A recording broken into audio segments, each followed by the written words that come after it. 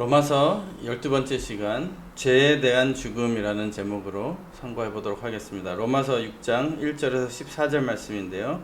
먼저 1절 2절 말씀 읽고 시작하겠습니다. 그런즉 우리가 무슨 말하리요? 은혜를 더하게 하려고 죄에 거하겠느뇨? 그럴 수 없느니라. 죄에 대하여 죽은 우리가 어찌 그 가운데 더 살리요? 이는 하나님의 말씀이니라. 아멘. 로마서 1장에서 5장 말씀을 우리가 이전에 상고해 봤는데요. 사도 바울이 말씀하고 있는 그리고 강조하고 있는 내용은 우리가 받은 은혜, 우리가 받은 구원은 우리가 무엇을 노력하고 일을 해서 벌거나 얻은 은혜가 아니라 하나님께서 선물로 주신, 거저 주신 받은 은혜다라는 것입니다. 그렇기 때문에 이 세상의 이해와 논리와 이치나 철학으로는 이해하기 어려운 내용입니다. 그래서 나오는 질문이 우리의 행함이 구원에 아무 도움이 되지 않는다면, 또한 선행이 아닌 은혜로 구원을 받는 거라면 선한 일을 왜 해야 됩니까? 할 필요가 없지 않습니까? 왜 죄를 짓지 않고 굳이 그렇게 힘들게 살아야 되는 것입니까? 라고 질문을 할 수 있다는 것을 오늘 본문에 말씀하고 있는 거예요. 그래서 사도 바울은 1절에 이렇게 시작을 해요. 은혜를 더하게 하려고 죄에 거하겠느냐. 죄가 있는 곳에 은혜가 있다고 하니까 은혜가 있게 하기 위해서는 제가 죄를 일부러 더 지어야 되느냐, 그 말이죠. 사도 바울은 오늘 본문에 우리가 죄악에서 떠나 살아야 하는 이유와 은혜의 관계를 말씀하고 있는데요. 위의 질문에 사도 바울의 답은 그럴 수 없느니라. 죄가 있어야지 은혜가 있다고 해서 죄를 짓고 살아야 된다는 말이 아니다라는 것이죠. 말도 안 된다는 말인데, 그 뜻은 복음을 제대로 이해하지 못한 자가 이런 질문을 하는 것이다 라는 것이에요. 복음을 제대로 이해하면 이런 결론을 내릴 수가 없다라는 것이죠. 은혜는 우리를 죄에 대하여 죽은 자가 되게 하기 위해서 주신 것이기 때문에 은혜를 받은 자로서 죄악에 거할 수가 없다라는 것을 설명하고 있는데요. 그러면 사도 바울은 죄와 의의 관계, 그리고 구원을 받은 우리가 어떻게 그리스도와 연합하는지를 이제 앞으로 설명을 하고 있습니다. 로마서 전체적으로 사도 바울은 복음이 우리의 삶을 거룩하게 바꿔주시는지를, 어떻게 거룩하게 바꿔주시는지를 체계적으로 설명하고 있는데요. 아까도 말씀드렸듯이 1장에서 5장에는 복음, 곧 십자가의 은혜, 이 은혜가 우리에게 어떻게 선물로 주어졌고 우리의 삶에 어떤 변화를 가져다 주는지에 대해서, 그래서 우리가 오늘 살펴봐야 되는 내용 중에 중요한 것은 우리가 선물을 받았기 때문에 그의 보답으로 이렇게 살아드려야 된다라는 생각은 틀린 생각이라는 거죠. 선물을 받았기 때문에 그 은혜로 인하여 내 삶의 변화가 이루어진다라는 말씀이죠. 그럼 사도 바울이 말하는 죄에 대해 죽었다는 의미, 죄가 왕노릇하는 것이, 죄가 사망 안에서 왕노릇하는 것이 아니라 은혜도 또한 이로 말미암아 왕노릇한다는 그런 의미가 무엇인가? 이전에는 죄악이 우리 속에서 왕노릇했다는 말이에요. 그래서 우리는 죄가 끌면은 죄가 하라는 대로 순종할 수밖에 없는 죄의 종의 신분이었다는 것이죠, 예전에는. 그런데 예수님의 십자가의 은혜로 죄가 이제는 왕노릇하는 것이 아니라 그 죄에 대해 죽었다는 말은 이제는 그 죄의 종은 죽었고 다시 태어난 자는 그 죄의 권세 아래에 있지 않는 자가 태어났다는 거예요. 그래서 신분으로는 죄의 종은 완전히 죽었고 의의 자녀가 다시 태어났다는 것이죠. 그 과정이 반드시 필요한 것입니다. 그의 결과 노예의 신분에서 자유인의 신분으로 변화한 것이죠. 죄의 공격과 유혹은 계속 있을 수 있지만 이제 우리는 그 권세 아래에 있지 않기 때문에 순종하지 않아도 된다는 거예요. 죄가 나를 끌어도 나보고 뭐를 하라고 해도 순종하지 않고 거부해도 되는 신분이라는 것을 말씀하고 있는 것입니다. 그럼 우리는 죄에 대하여 죽었나? 로마서 6장 3절 무릇 그리스도 예수와 합하여 세례를 받은 우리는 그의 죽으심과 합하여 세례를 받은 줄을 알지 못하느냐. 그리스도 예수의 죽으심과 합하여 세례를 받음으로. 헬라어로 세례의 의미는 물에 빠져 죽는다는 의미를 가지고 있습니다. 그래서 내 죄악된 속성은 예수님의 십자가의 세례와 함께 죽어야 된다는 것이죠. 예수님의 죽으심에 동참하는 것, 내 옛사람의 죽음과 새로운 피조물이 되어 새 사람이 되는 과정을 세례로 표현하고 있습니다. 그런데 우리는 그 옛사람이 시기적으로 무슨 사건만 있으면은 뭐 트리거 포인트라 그러죠. 무슨 뭐만 있으면은 그 옛사람이 다시 일어나요. 그 옛사람이 나의 고집과 아집과 나의 죄악성이 다시 부활하지 않도록 완전히 죽어야 되는데 그것은 내가 새 사람으로 거듭나서 그 새 사람이 온전케 되는 그런 은혜와 축복, 장성하는 그 새 사람이 완전히 내가 새 사람이 되어서 은혜의 생활을 할 수 있게 기도를 하고 하나님 앞에 매달려야 된다는 것입니다. 6절에 사도 바울은 우리 자신에 대해 새로운 사실을 말하고 있습니다.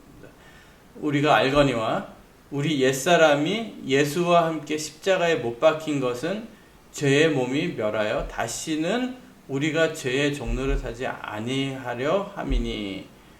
그러니까 알거니와 우리 옛사람이 예수와 함께 십자가에 못 박힌 것, 죄의 몸이 멸하여 우리가 죄의 종노릇하지 않을 수 있게 되었다는 말이에요. 로마서 6장 12절에는 그러므로 너희는 죄로 너희 죽을 몸에 왕노릇하지 못하게 하여 몸의 사욕을 순종치 말고. 이것이 기독교인이 경험하는 놀라운 체험이에요. 나의 옛 죄악된 정체와 습성과 자아, 내 속에 그 괴물이 들어있는 것 같은 옛사람이 십자가에 못 박히고 나는 같은 사람이지만 그리스도 안에서 새롭게 태어난 새 사람, 그 과정을 제대로 경험하지 못하면요 신앙생활도 늘 딜레마에서 빠져나올 수가 없는 늘 한 부분은 내가 지금 살고 있는 신앙생활, 지금 생활이 이건 아닌데, 내가 정한 게 아닌데, 나는 내 삶이 아닌 그냥 어쩔 수 없이 가는 길이다라는 그런 후회 같은 신앙생활을 하면서도 그 신앙생활에 대한 확신, 자신감이 없다라는 것입니다.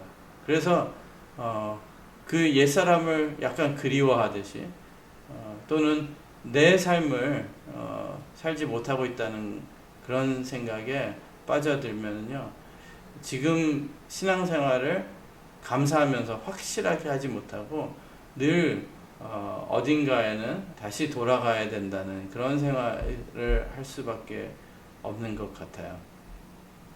6장 7절에 이는 죽은 자가 죄에서 벗어나 의롭다 하심을 얻었음이니라. 8절 9절 만일 우리가 그리스도와 함께 죽었으면 또한 그와 함께 살 줄을 믿노니 이는 그리스도께서 죽은 자 가운데서 사셨음에 다시 죽지 아니하고 사망이 다시 그를 주장하지 못할 줄을 알미로다. 우리의 옛사람은 예수님과 십자가에 못 박히고 사망의 문제도 옛사람과 함께 지나갔어요. 새 사람은 예수님의 의로 거듭났기 때문에 사망이 다시 삶을 주장하지 못할 줄 알미라라고 말씀하고 있고 십자가의 죽음에도 예수 그리스도와 연합했듯이 다시 삶과 영생을 누린 부활의 삶에도 함께 예수님과 연합해서 그것을 누린다는 것이에요. 10절 말씀에 그의 죽으심은 죄에 대하여 단번에 죽으시며 그의 살으심은 하나님께 대하여 살으심이니 그랬어요. 그래서 옛사람이 죽었다는 의미와 증거는 무엇인가? 이와 같이 너희도 너희 자신을 죄에 대하여는 죽은 자요 그리스도 예수 안에서 하나님을 대하여는 산 자로 여길지어다. 죽은 자 가운데서 사는 것과 죄에 대하여 죽은 것의 차이를 그 안에서 수영을 하느냐 그것을 호흡하느냐 차이로 생각해 볼 수가 있습니다. 수영은 물 안에 있지만 머리를 내고 숨을 쉬죠. 그러나 그 물로 호흡하지는 않습니다. 그러면은 물고기가 되는 거죠. 우리는 죄악 세상에 살고 있지만 그 죄악으로 숨을 쉬며 하나가 되지 않고, 예전에는 그것을 숨을 쉬고 그것으로 호흡하지 않으면 죽을 줄 알았어요. 그래서 어쩔 수 없이 그 죄악에 사로잡힌 바 된 삶을 살았지만 이제는 본질이 달라졌다는 거예요. 그렇기 때문에 그 죄악을 숨쉬면은 죽고 죄악을 숨쉬면 안 된다는 거예요. 물 안에서 물을 숨을 쉬면 안 된다는 거죠. 그리고 새 사람으로서 다른 점은 죄를 지을 수도 있지만 지을 때도 있겠지만 그 죄 때문에 슬퍼하며 죄를 멀리하기 원해요. 죄 가운데 살지 않기 위해 노력하는 내 자신의 모습. 습관적으로나 진보적으로 죄를 짓지 않는다는 거예요. 계속 이어가는 죄가 아니라는 그 죄를 계속 짓지 않으면 큰일 났듯이 그런 삶을 살지 않고 그 죄가 더 커지거나 내 속에서 자라나지 않도록 하는 그런 삶이 된다는 거예요. 죄가 둥지를 트고 살 수 있는 환경을 만들지 않는 사람이 된다는 거예요. 그런 말이 있잖아요. 워른 목사님도 자주 말씀하셨는데 새가 내 머리 위에 날아가는 것은 막을 수가 없어요. 그렇지만 내 머리에 둥지를 틀지 않도록 막을 수 있다는 것입니다. 담배를 안 피고는 못 사는 사람이 있었어요. 줄담배를 피고 하루에 몇 갑씩 피던 사람이 예수님의 은혜를 입고 하루아침 갑자기 담배가 필요 없는 존재가 돼버린 거예요. 그게 계속 필 수도 있지만 그래서 한번 펴봤는데 맛이 예전처럼 그게 맛이 있고 그거에 의존하는 그게 아니라 이제 없어도 없는 게 편하고 그 냄새가 싫어지는 거. 마치 그런 변화가 아닌가. 죄에 대해 죽었다라는 것은 죄가 필요 없다는 거예요. 죄로 호흡을 안 해도 되는 존재. 예전에는 그거 안 하면 죽을 것 같았는데 이제는 그거 하면 죽을 것 같은. 그래서 내 자신이 자유롭게 되는 그런 것을 말씀하고 있는 것입니다. 그래서 결론적으로 우리의 죄를 사해 주시는 은혜가 있는데 왜 굳이 착하게 죄짓지 않고 살아야 되느냐? 아까 처음 시작할 때 질문한 문제예요. 이건 나의 본질에 대한 내용입니다. 죄에 대해서 죽지 않은 사람이 질문하는 질문이에요. 왜 내가 어떻게 해가지고 은혜를 받고 구원받는 게 아니라면은 왜 계속 죄 짓고 살아도 될 텐데 은혜만 있으면 되지 않느냐, 그런 질문이죠. 그렇지만 은혜 받은 자는 방금 전에 말씀드린 담배의 예와 같이 원하지 않는 거예요. 해도 되겠지만 은혜가 임해가지고 내 몸이 바라질 않는 거예요. 받아들이질 않는 거예요. 죄를. 내 본질이 바뀌었다는 것입니다. 그래서 우리는 예수님을 믿는 자로서 억지로 믿는 생활이 아니라, 억지로 내가 죄를 짓고 싶은데 안 짓는 삶이 아니라 본질이 바뀌어서 죄와는 떨어지는, 죄가 싫어지는 그런 은혜를 받고 누리는 우리 모두가 되기를 주님의 이름으로 축원드리고 바라겠습니다. 기도드리겠습니다. 사랑의 아버지 하나님, 감사드립니다. 죄악된 우리를 죄에서 죽게 하시고 다시 살아나게 하시사 은혜로 죄에서 멀리 살 수 있는 존재로, 그래도 되는 존재로 바꿔주신 줄 믿고 감사드립니다. 아버지 하나님, 저희들 이제는 죄의 순종을 하지 않아도 된다는 것을 깨닫고, 마치 이스라엘 백성이 애굽에서 나와 자유한 하나님의 자녀, 이집트의 애굽의 노예가 아니라 하나님의 장자가 된 것 같이 우리도 그것을 깨닫고 죄에서 멀리하는 삶을 살 수 있도록 허락하여 주시옵소서. 기쁘게 하나님의 자녀로서 신앙생활을 할 수 있고 억지로 하는 것이 아니라 진정 하나님의 은혜로 할 수 있도록 허락하여 주시옵소서. 그렇게 이루어 주실 줄 믿고 감사드리며 예수님 이름 받들어 간절히 기도드리옵나이다. 아멘.